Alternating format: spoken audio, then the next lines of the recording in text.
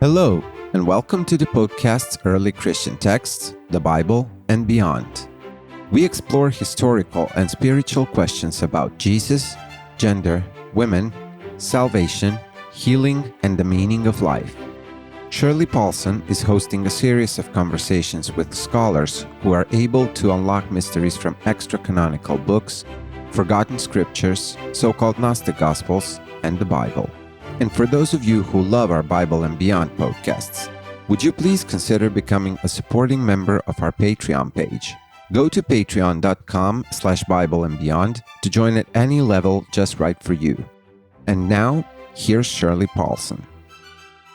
As soon as I heard of the article that just came out recently on the Secret Gospel of Mark, I knew I wanted to talk with our guest today, Dr. Tony Burke.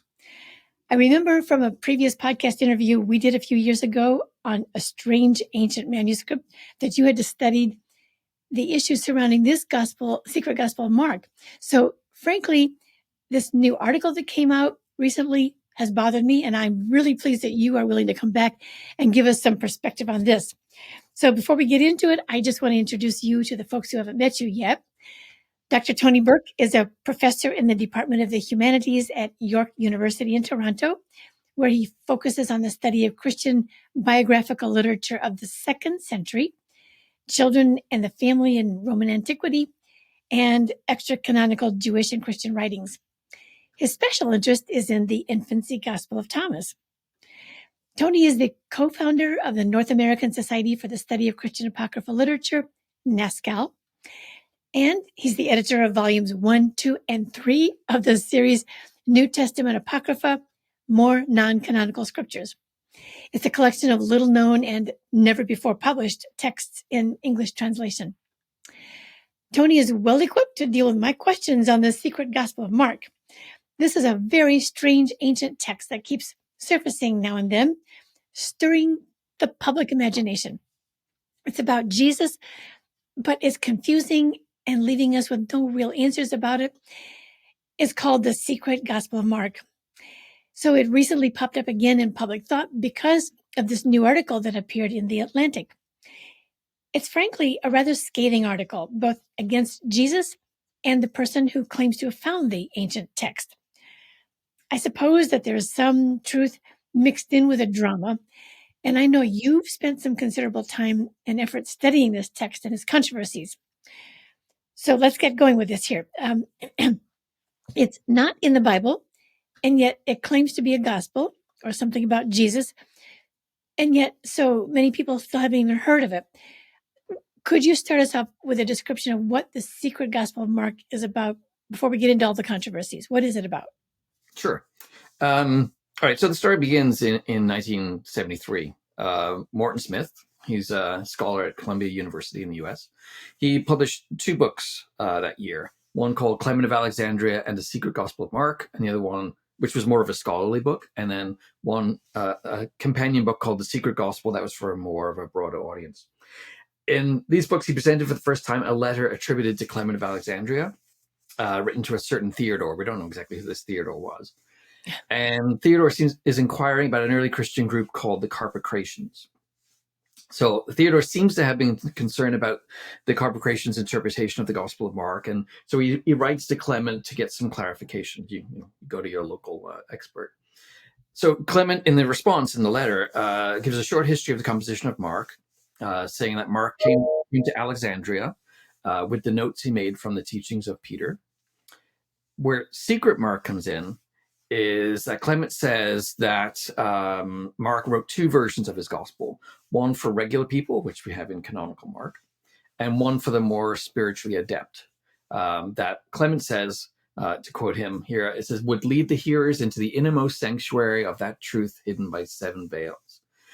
So this text was meant to be kept secret for initiates into the great mystery. So kind of like I said, for the more spiritually adept reader.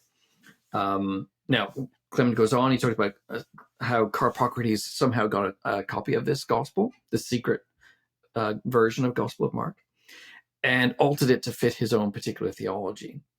So then Clement gives two excerpts from the text, and this is where the important thing is. Here now we know what was, we get some sense of what was in it.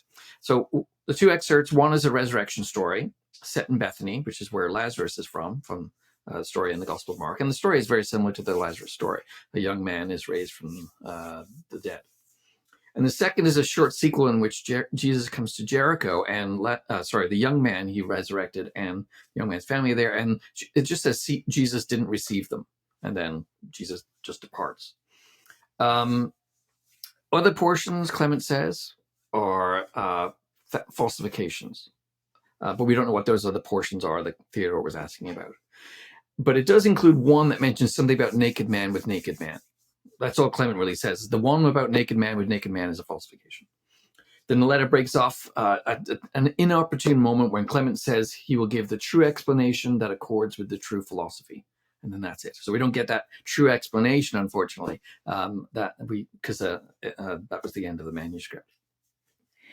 Okay, I can see why we have controversy right from the get-go, because it's a secret and we're talking about naked men. So all that is controversial just to start with.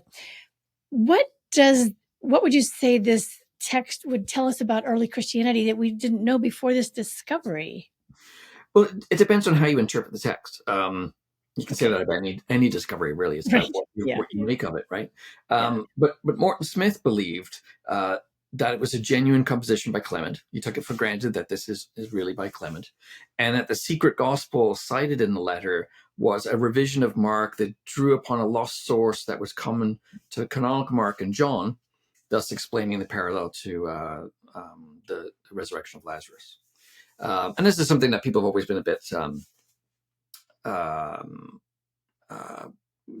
people wonder about, like, why you got this great story of Lazarus rise from the grave, but it's not in the Gospel of Mark, nor is it in Matthew and Luke. It's only in the Gospel of John. The story itself, Smith interpreted as an indication of secret mystical practices in the Jesus movement, by which Jesus, in the manner of a magician, and Smith was very much interested in magicians in antiquity, initiated his followers into the kingdom of God. This initiation included a ritual that united the initiate with the spirit of Jesus through a baptism ritual, and then a spiritual ascent into the heavens. And in passing, he only mentioned it briefly.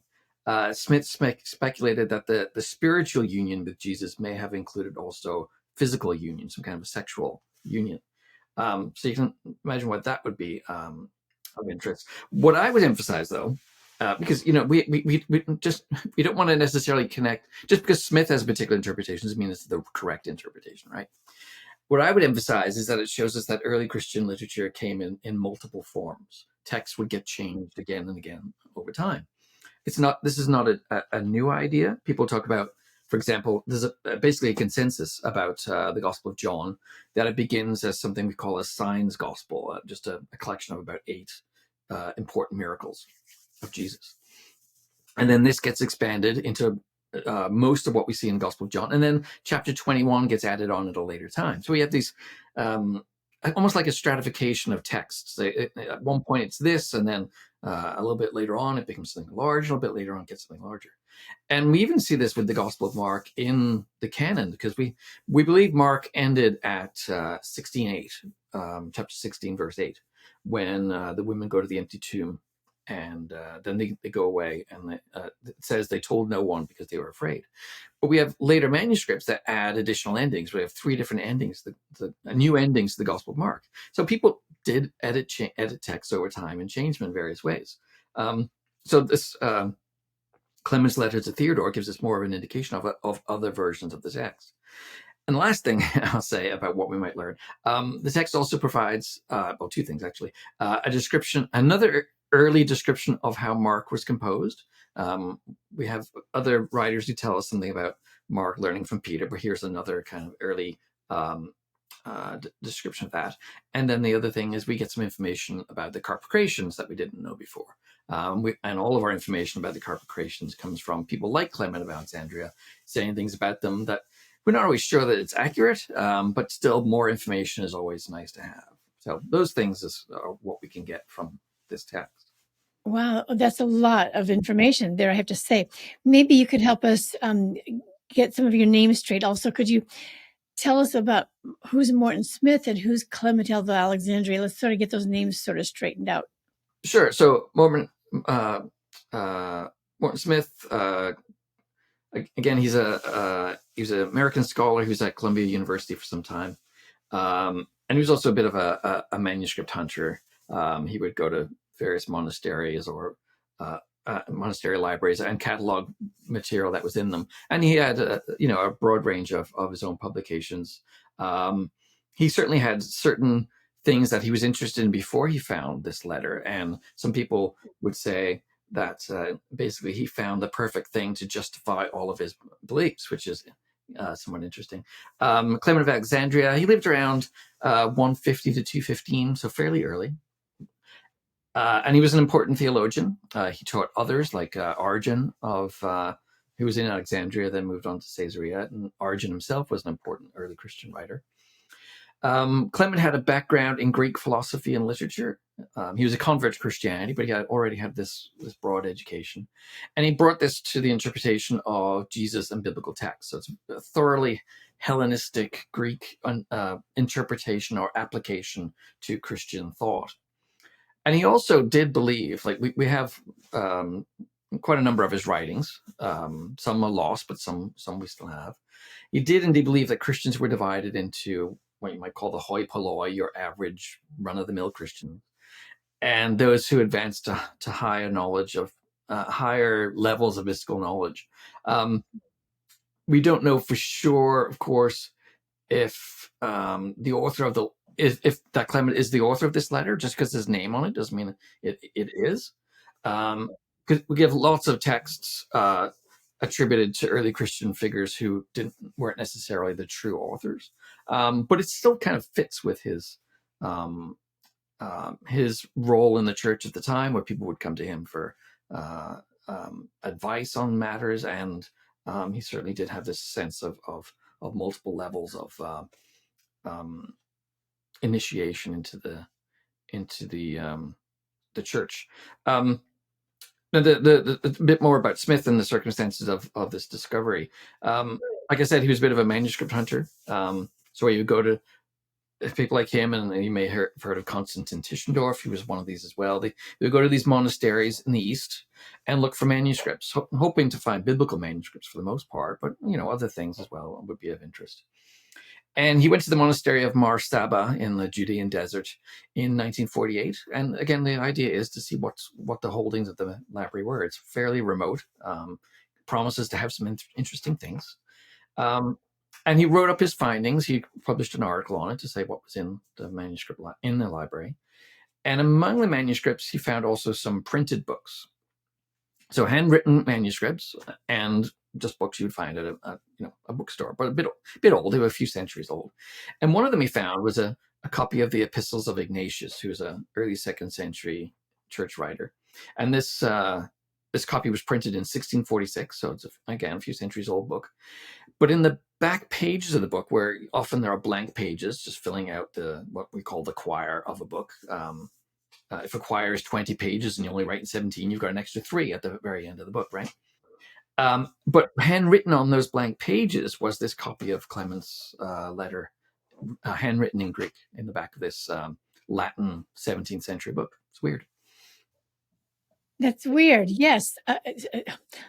I'm trying to process all that you're telling us here. So you're telling us that Morton Smith, who I assume is not here with us anymore, that was a long while ago. Yeah. Right. Okay. And so he was exploring around, and he went to this library. He found this book, and in the back of the book, you're saying we find this odd secret book of Mark. Is that what I'm hearing you say? Yeah, and some people have kind of seized on this and saying this is a very, very peculiar thing. But it is rare, but it's not unheard of. There are at least 2 other books that were in the library that have material written in the back pages, and part of the reason you do this is if for some reason paper is scarce, and it can be various reasons. You have let's kind of try to imagine what the situation is. We have a monk in the library, maybe a librarian, and he has this deteriorating copy of an old text, and he wants to preserve it. And so he needs new paper. And the closest thing, easiest thing he has is the back pages of a book. So he writes it in the back pages of the book. So yeah, it's not unheard of. And people used to do it with manuscripts as well. There are manuscripts that say had a few blank pages at the back of a codex, it was in a book form. And this was already a handwritten manuscript, but somebody would copy in the last few pages a new text, maybe even not the entire text, because it's just filling in the back pages of a manuscript. So it kind of is just carried over into the printed a printed source in order to write your bits and pieces of things that you want to preserve in. And was there any particular connection between this added secret mark to the original book it was found in? Not really. It's Ignatius. It's Ignatius's epistles. It's not Clement's. The writer does talk in the book about the fact that there are some letters written by Ignatius that are not truly by Ignatius. So there's a thematic connection in a sense. If you think that the Clement of Alexandria text is not legitimate Clement of Alexandria, right? Only then do you start to think, hey, that's a kind of an interesting coincidence. But like I said, other books had stuff written in the back of them too. All right. So then you start hinting at the issue of forgery itself. And people have thought that this is just total forgery. So where does that come from? Why would they think that? Well, certainly a few years before people started making the charge of forgery. Initially when Smith released this to the world, people were just looking at it as an early apocryphal text. Someone had written in Clement's name and but typical kinds of weird stuff that apocryphal texts have. Okay. But after Smith's death, it accelerated, in part because now he can't sue people for libel. So people can make whatever charges they want against him. And I think it grew out of two things. I think there's a certain animosity among some people for Smith because he was a bit of a maverick. And he probably rubbed some people the wrong way. So some people maybe had it out for Smith in some ways. And also people didn't like Smith's interpretation of the text. Like I said, he basically said that it was an indication that same-sex practices were part of early Christianity. And you can imagine, people who study the Bible, a good portion of them are committed Christians with certain positions on such things, right? Especially back in the 40s and the 50s, I'm thinking, right? Yeah, for sure. Yeah. But we plenty of that now too. But the evidence that people brought forward for forgery was of varying quality. Some arguments were stronger than others. There's a Canadian scholar named Scott Brown who's written on Secret Mark, and he calls this the folklore of forgery. The idea being that we have these bad theories that just keep getting repeated again and again and again, and even if they're not actually accurate. So some of these theories then, at first people were saying that there's no actual manuscript. Smith found this, but he left it in the library, which is what you're supposed to do. You're not supposed to steal books from a library. Right. It should stay there. And he did the right thing. He cataloged it. He wrote some notes. He took some photographs of the back pages. So he did actually have photographs, and he published them in the book. But people wanted to actually study the manuscript itself, rather than just photographs. But it did become commonplace to say, well, no one has ever seen this thing except Morton Smith. But it actually isn't true. Some scholars went to the library and did see it. And someone else took additional photographs of it. So we have more evidence of its existence than some people claim. Today, though, it's conveniently gone missing. We think the library, I think, kind of intentionally lost it, or in the sense that they just don't want anyone to see it. It's caused such a controversy and interest, and they just don't want that kind of attention. So when people inquire about it, they say, we don't know where it is, which is unfortunate. Yes, that is indeed. Okay. All right. But those were the initial arguments. There's no manuscript. More recent arguments are that what Smith was doing is a hoax, which is a bit more playful than a forgery. And he left clues in the manuscript, in the text, to indicate that he created it. So the claim was made that so is that there's little clues in the text where Smith kind of signed his work in a sense. You just need to look for them. And the other main claim that came around the same time was that the handwriting showed signs of forgery, what's called a forger's tremor. So let's say you wanted to get out of school, and you wrote a note and you signed it with your parent's signature. And as you're doing that, you're looking at your parent's original signature, and then you're trying to duplicate it, but your pen might stop and cause a little bit of a blot before it goes on to the next letter, right? So little signs of what we call forger's tremor. But that's actually been disproven. We got better manuscripts, and what the initial scholar who was saying about forger's tremor, it's just not there at all. Oh, gosh. And I think the last thing I want to say here, also involved is in evidence for forgery is the claim that the text presents a homosexual relationship between Jesus and this young man, but it sounds too contemporary. Let me just read you a little portion of the text. Okay. It says, "And straightway, going in where the youth was, Jesus stretched forth his hand and raised him, seizing his hand. But the youth, looking upon him, loved him and began to beseech him that he might be with him. And going out of the tomb, they came into the house of the youth, for he was rich. And after 6 days, Jesus told him what to do. And in the evening, the youth comes to him, wearing a linen cloth over his naked body. And he remained with him that night, for Jesus taught him the mystery of the kingdom of God. And thence arising, he returned to the other side of the Jordan."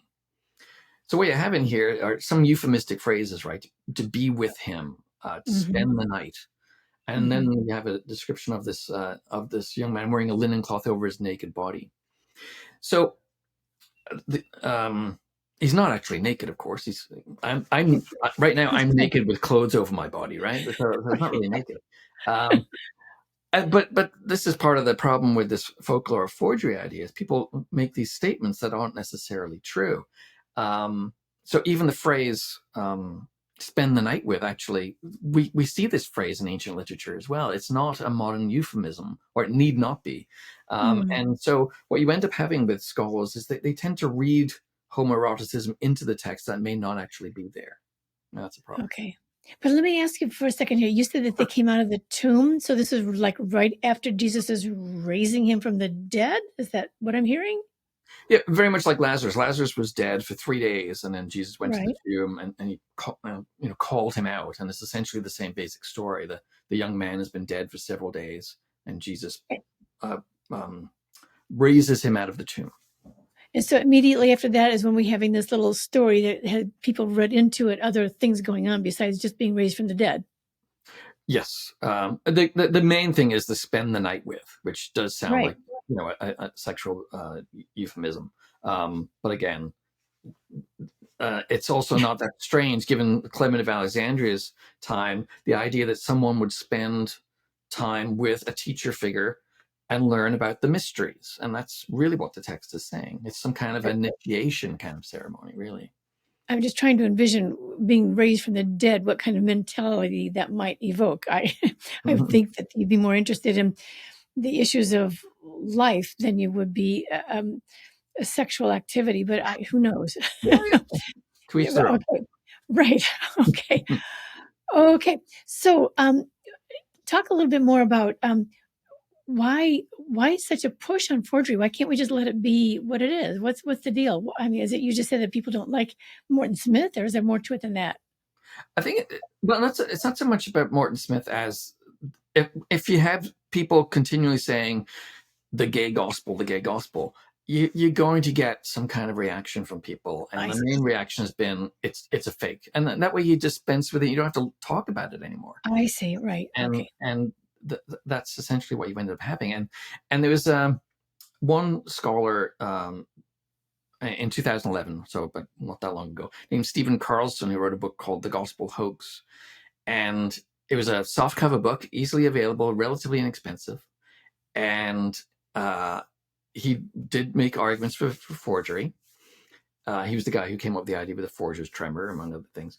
And the people who were already predisposed to consider it a forgery said, "Aha, he's proven it." And they loved it. But there's been a lot of people like myself who say, no, there's problems with his argument. Oh, all right. Okay. So the Atlantic article that got this started recently again discusses Morton Smith more than the text itself. So do you think that that's confusing the story, or do you think that's helpful to understand what's really going on? I think this kind of goes back to Carlson in a bit, because Carlson was a lawyer by trade. So when he's making his case for a hoax, he's interested in what are the three things that lawyers do for, like, in a murder trial? You need means, motive, and opportunity, or something like that, right? So Right. motive was really important. He wanted to establish, why would Smith do such a thing? Right. Okay. And Sabar really works with that quite a bit. Let me back up just a little bit. Sabar is the author of the Atlantic article. Yeah, sorry, Ara Sabar. He also wrote an article for the Atlantic and a book on the Gospel of Jesus' Wife, which is he basically proved that was a modern forgery. So he's now in the forgery business, Sabar. Okay. But and I'd spoken to Sabar around the time when he did the Gospel of Jesus' Wife work, and he talked to me and several others interested in Secret Mark about his article, but we weren't really quoted in it. We were like deep background people. But my contribution to the discussion with Ariel was about arguments for and against forgery. But he really pushes such issues aside really quickly in the article, and he focuses more on Smith's personal life. He's going for the motive question. And Smith, you could be called a lifelong bachelor, which is a bit of a euphemism for being gay, for the most part. And they were there have been for a long time rumors that Smith was gay. So some people like Sabar, but Carson before him made a similar argument, see this as the key to the forgery debate. So Secret Mark presents a gay Jesus, and Smith was gay, ergo Smith created it. That's basically the argument. Yeah, but it's simplistic for sure, if not also offensive. We don't assume straight scholars present Jesus as straight, as some kind of straight agenda, and it also just ignores all the evidence for authenticity. But Smith's an investigative journalist. This is the thing he does. He's looking for the smoking gun to prove that this is a forgery, and he was successful to do with that for the Gospel of Jesus' Wife. But he thinks he found it for Secret Mark in Smith's sexuality. That's the proof. I think he's wrong, in part because I don't think the text even portrays the relationship between Jesus and this young man as gay in the first place. Again, like I said, it's in the eye of the beholder. If you see that and you see, modern homosexual relationship, then it can't possibly be authentic. So who wrote it? Well, Smith. He's a bit odd. He was gay. That's it. Solved. So you go down a different rabbit hole when you start with that yeah, for sure. assumption. So what about the article also discusses a new book by Brent Landau and Jeffrey Smith? And so what's their argument? Yeah. And it actually ends up being a rather small part of the article. It's good for promotion of the book, so it's great for these guys, but I'm not sure it really gave them a lot of exposure. Okay. All right. But it's a good book. I actually read it prior to publication. The press asked me to review the book and tell me what I thought of it, and in some ways it's a really good book. It's called The Secret Gospel of Mark, a controversial scholar, a scandalous gospel of Jesus, and the fierce debate over its authenticity. Okay. So it's got almost a journalistic kind of a title, right? And it kind of draws you in. So these two guys are good, Brent Landau and Jeffrey Smith, the two scholars at the University of Texas at Austin.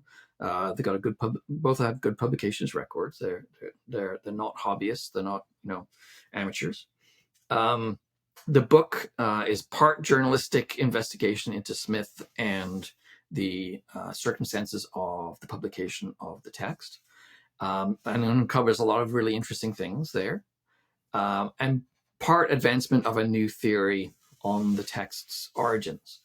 So their theory is, first off, they discount Morton Smith's composition of the text. They don't think it's a modern forgery, but they also don't think it's legitimately by Clement of Alexandria. And the reason, so we're looking at something in between. The the reason is, they say that Clement of Alexandria, that information I was mentioning about the composition of Mark, that he was a follower of Peter and he went to Alexandria. We find that at the earliest evidence we have for that comes in Eusebius of Caesarea, writing around the 4th century. And they say whoever wrote this letter of Clement copied that or took that from Eusebius of Caesarea. So therefore, it has to be between Eusebius in the 4th century and the 18th century. And they actually end up placing it somewhere between the 5th and the 7th. And they say it was written to promote same-sex relationships among monks. So a relationship where you would have an older monk who is a mentor of sorts to a younger monk. And so this fictional text was created with a fictional story to promote a particular relationship that was going on in monasteries at the time. Okay. Yeah. Lots of different theories about this very strange situation.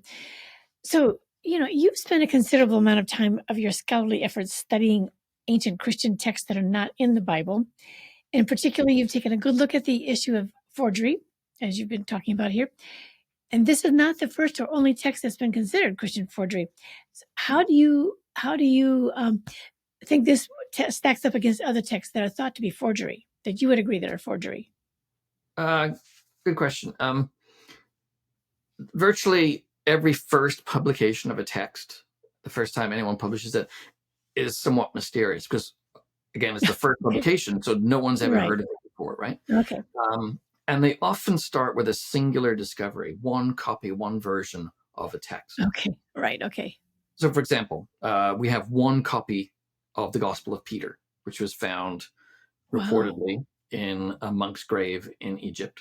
We have one copy of the Gospel of Judas, found similarly in a monk's grave.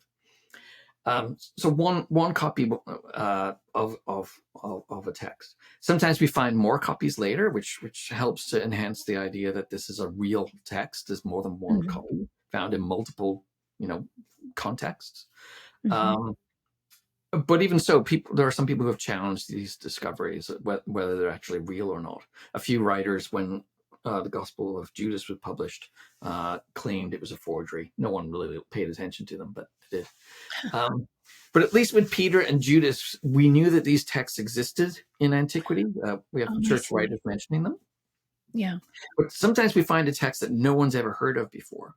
So, for example, the Gospel of Mary, which you're probably quite familiar with, this is an undeniably ancient text. We have 3 manuscript witnesses of it in 3 different contexts. But no one knew it existed until we found the manuscript. And another one similar to this is the Gospel of Philip. It was found among the Nag Hammadi library, so this corpus of 52 different texts. No one doubts it's an ancient text. But one thing that's interesting about it is it features a section in which it mentions Jesus had a companion named Mary Magdalene. So in a sense, Jesus was married, depending on how you interpret companion. But just imagine, though, like, we know that this is an ancient text. No one had ever mentioned the Gospel of Philip before, but it was found among all these other ancient texts. But imagine if someone found a portion of the Gospel of Philip in a monastery and then brought it back and said, look at this text, look what it says. And people would start to say, no, can't be true. We've never heard of it before. It says Jesus was married to Mary Magdalene. This is crazy. And that's kind of what you have with Morton Smith. He found a text that nobody had heard before, with some odd material in it, and it caused an emotional reaction among people too, right? I'll give you one other example. Don't want to go too long, but one other example. We have a number of apocryphal texts that were created in the 19th century. People would publish these texts they claim they've found. One of these is the Life of Isa, which is a story of Jesus spending time in India as a young adult. And so this gets published, and there's quite a few of them. That's just a prominent one. In all these cases, all we have are the discoverer's modern translation. We don't have an original text. So it's in English or French or whatever. And the person who discovered it is typically not a scholar, but a hobbyist of some sort. We have no manuscripts. With Secret Mark, though, at least, we have a trained scholar. We have a manuscript, or at least the photographs. And we have the text in its original language. So our evidence for this text is far better than other texts that we consider modern forgeries. Oh, okay. Oh, that's very interesting. I really appreciate you giving us the whole context for how to think about this instead of just sort of looking at it, thinking and reacting to it and saying, what do we do with this? But now that you've given us all these different kinds of perspectives, what's your opinion? Do you think this debate is ever going to be settled, or are you going to live with that, or how do you think about it? Before I answer that question, there's one thing about my position on the text. Yeah. I haven't actually published my own theory about this, but I did publish a collection of papers on it as part of a symposium that I put on. And my reason I think it's not a forgery is because one of the writers of that in that collection is named Alan Pantuck, and he studies what's called the Smith Archive, which is a collection of Smith's notes and so on. And in that material, we see Smith trying to figure out how to translate this text. So if that person who created the text doesn't need to figure out how to translate it, because they created it, right? So that's the thing that convinces me. But will it ever be settled? I think if we found another copy, it would be. Okay. Right. Then again, multiple contexts, unless it was someone who just wrote a copy right now.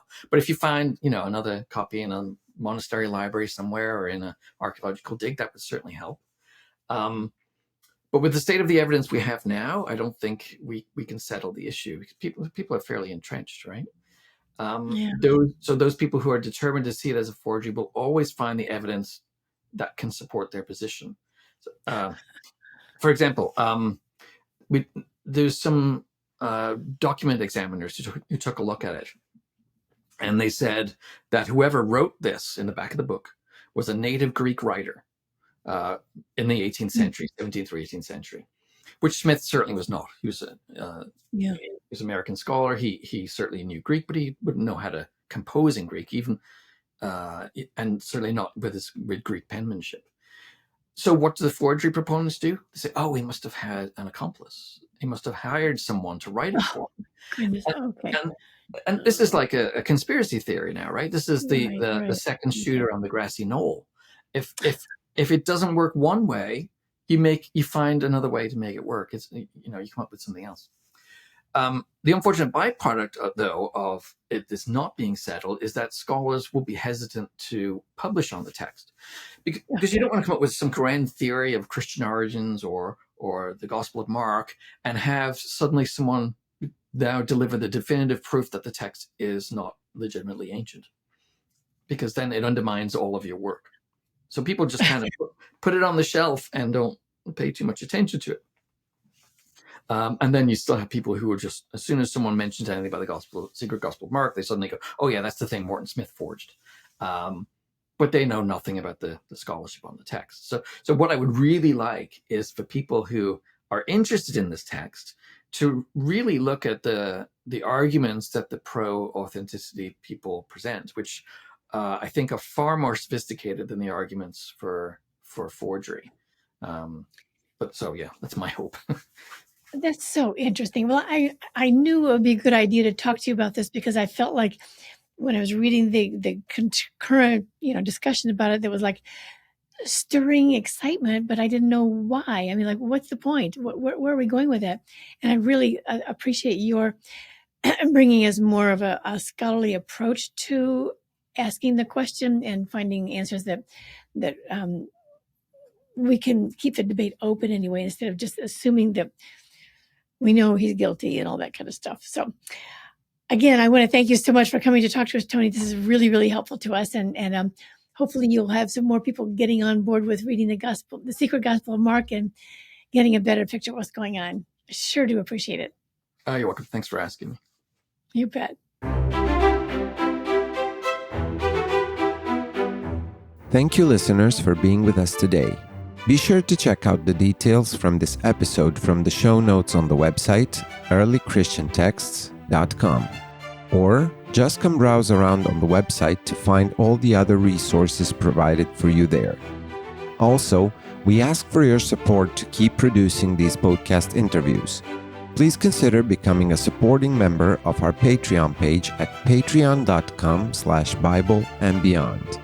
And we love hearing from you on the Facebook page at Early Christian Texts or Twitter at EarlyXIAN Texts. Be sure to come back next month for our next episode on Early Christian Texts, the Bible, and Beyond.